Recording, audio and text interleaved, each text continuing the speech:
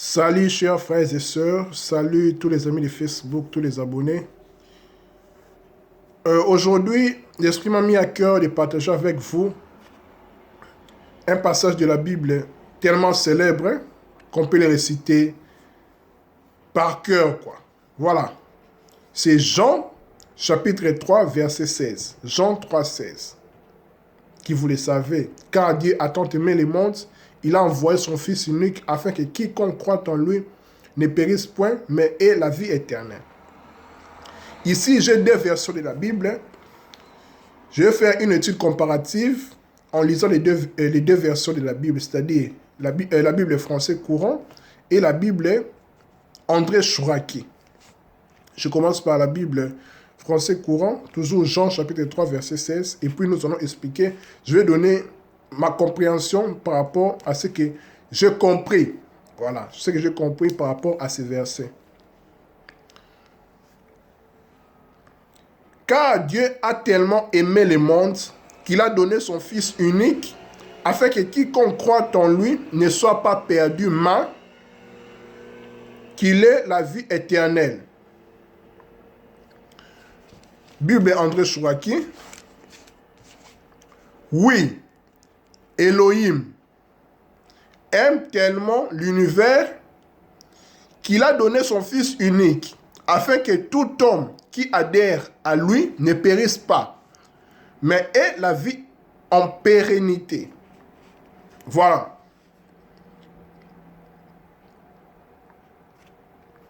Ce que j'ai compris en fait par rapport à ces versets est que nous allons un peu expliquer chaque mot ou chaque phrase qui concerne ce verset, qui est même le fondamental, la base même de la foi chrétienne. Mais ici, j'appréhende ce verset du point de vue de l'humanité. Ici, je parle pas seulement aux chrétiens, mais je parle à toute l'humanité.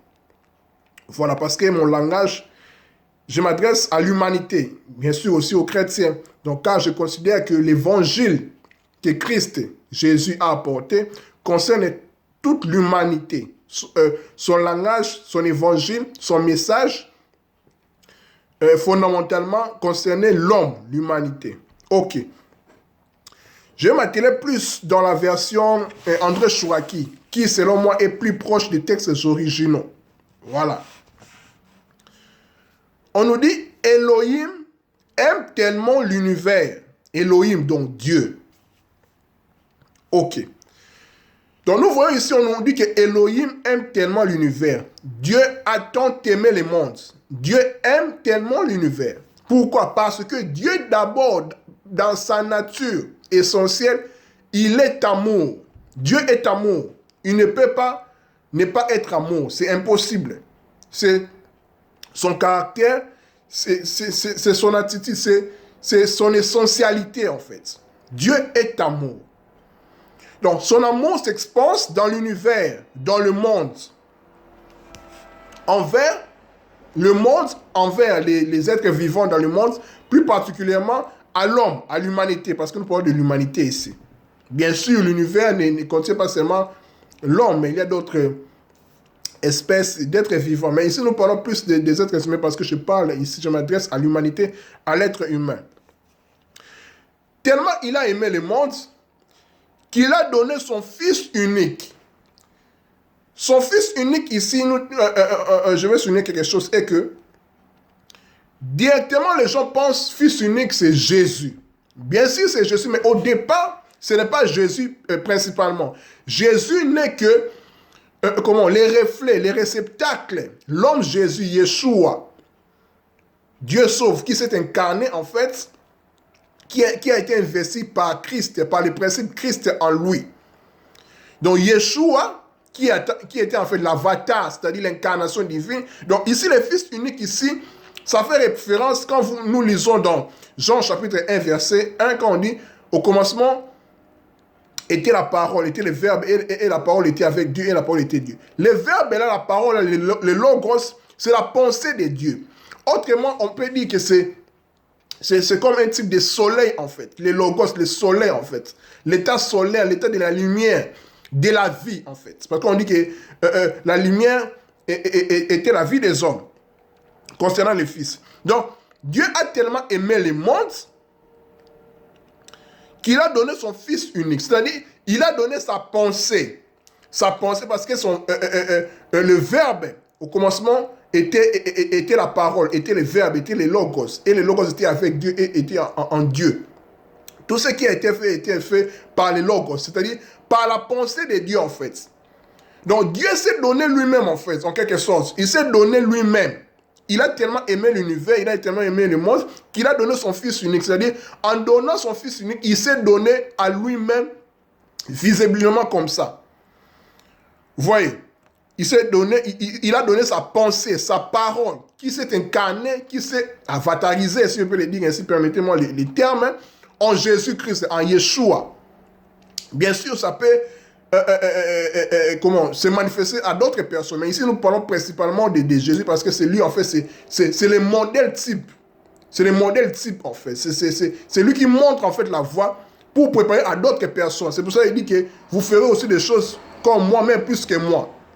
Vous voyez, dans ce sens-là, le Fils unique, c'est les principes, c'est les verbes, c'est les logos, c'est l'état solaire, c'est la vie, c'est la pensée de Dieu, par lesquelles Dieu a créé toutes choses. Je pense que c'est clair. Continuons. Après avoir aimé le monde, après avoir donné son Fils unique, sa pensée, sa parole, s'est donné lui-même, le but était que tout homme, tout être humain adhère, croire. Ici, je vois la croyance, c'est un peu plus bas en fait. Mais je pousse un peu la pensée plus haut pour dire la connaissance. Quand on parle de l'adhération, de s'adhérer, nous parlons de quelque chose qu'on met foi. Nous croyons d'abord et puis le but est de connaître. De connaître en fait, de connaître en fait les principes là, le Fils unique qu'on nous a donné, la pensée de Dieu là. Donc Dieu nous a tellement aimé le monde qu'il a donné son Fils unique afin que tout homme, tout être humain, qui soit un chrétien, peu importe, comme je parle de l'humanité, adhère, afin que tout homme qui adhère à lui, adhère au Fils unique, c'est-à-dire pas directement à Jésus, mais au Fils unique, c'est-à-dire à la pensée de Dieu, à la pensée créatrice dont Dieu a créé le monde. Vous voyez? Donc l'adhération, c'est la foi. Dans la version, comme André Chouraki, dans Hébreux chapitre 11, on parle de la foi comme l'adhérence. On adhère à quelque chose. Or que la foi, c'est la connaissance. C'est la ferme assurance de ce qu'on espère et la démonstration de ce qu'on ne voit pas. Donc, c'est la connaissance. On croit à quelque chose, on connaît quelque chose que ça va arriver. Donc, nous adhérons à la pensée, au Fils unique, à la pensée de Dieu, à Dieu lui-même, à son principe qui est aussi en nous. Parce que nous sommes aussi les fils de Dieu, comme Yeshua, comme d'autres avatars ou bien maîtres, réalisés, maîtres ascensionnés, comme vous voulez, nous aussi, nous pouvons manifester ce Fils unique-là en nous, le Christ en nous, comme Paul le dit. Nous devons, ça doit être enfanté en nous. Vous voyez, tout homme qui adhère, qui connaisse, qui croit en lui, ne périsse pas, mais qu'il ait la vie éternelle. C'est-à-dire la vie éternelle, la vie en pénètre, c'est-à-dire, nous allons lire dans Jean, chapitre 17, verset 3, pour voir qu'est-ce que la vie éternelle. Parce que beaucoup de personnes pensent que la vie éternelle, c'est seulement quand nous allons mourir. Non, la vie éternelle, on peut l'expérimenter tout en étant vivant. Parce que même la mort n'existe pas. La mort, c'est une illusion. Parce que la vie en soi est éternelle. Jean chapitre 17, verset 3. Telle est la vie en pérennité, la vie éternelle. Te connaître, toi, le seul vrai Elohim, et celui que tu as envoyé, Yeshua, le Messie. Donc vous voyez, dans la vie éternelle, c'est la connaissance de Dieu. Et la connaissance de Yeshua, donc de Christ. Vous voyez, de connaître, de faire cette expérience-là. C'est-à-dire, la connaissance, c'est de faire l'expérience. C'est être un avec cette pensée de Dieu-là. Excusez-moi, avec la pensée de Dieu lui-même. Parce que le Christ et Dieu sont un. Sont un. Je vous ai dit, selon Jean 1, chapitre 1. Jean 1, verset 1. Au commencement était la parole, le verbe et la parole était avec lui, et la parole était Dieu en fait. Vous voyez, donc tout ce qui a été fait selon cette parole-là. Donc vous voyez, donc ici ce que nous devons comprendre, quand la Bible dit, car Dieu a tant aimé le monde, il a donné son Fils unique, afin que quiconque croit en lui ne périsse pas et la vie éternelle. On nous parle de l'amour de Dieu qui s'est offert lui-même en donnant son Fils unique, c'est-à-dire sa parole au travers de la terre, en nous concernant aussi, pour que nous intégrions cette pensée-là, cette filiation-là, ce Fils unique, en acceptant ce Fils unique, pas principalement Jésus, en fait, parce que Jésus, c'est juste la matérialisation, en fait, ici sur terre, pour venir sauver l'humanité. Le salut, c'est la transformation de l'intérieur, c'est l'illumination, c'est la connaissance. Vous voyez, le salut dans sa forme de l'agneau immolé, c'est juste l'enfance qui meurt. L'agneau, c'est l'enfant qui meurt, en fait, qu'on coupe le cou, qui meurt, en fait. Son sang, en fait, c'est l'âme au niveau émotionnel qui meurt et puis qui doit grandir, en fait. Vous voyez, pour devenir le soleil, pour apparaître, en fait, dans sa forme de gloire. Voilà, en fait, ce que je pouvais vous dire, mes frères et sœurs, concernant l'évangile célèbre, du passage célèbre de Jean, chapitre 3, verset 16. Je pense que vous m'avez compris. C'était ma vision de voir les choses. Une autre lecture concernant ces versets. Merci beaucoup. C'était votre ami et frère Kaling Alider. À nous revoir la prochaine fois, surtout samedi, vers 18h, nous allons parler sur les serpents de la Genèse. Merci. Que Dieu vous garde. Bye bye.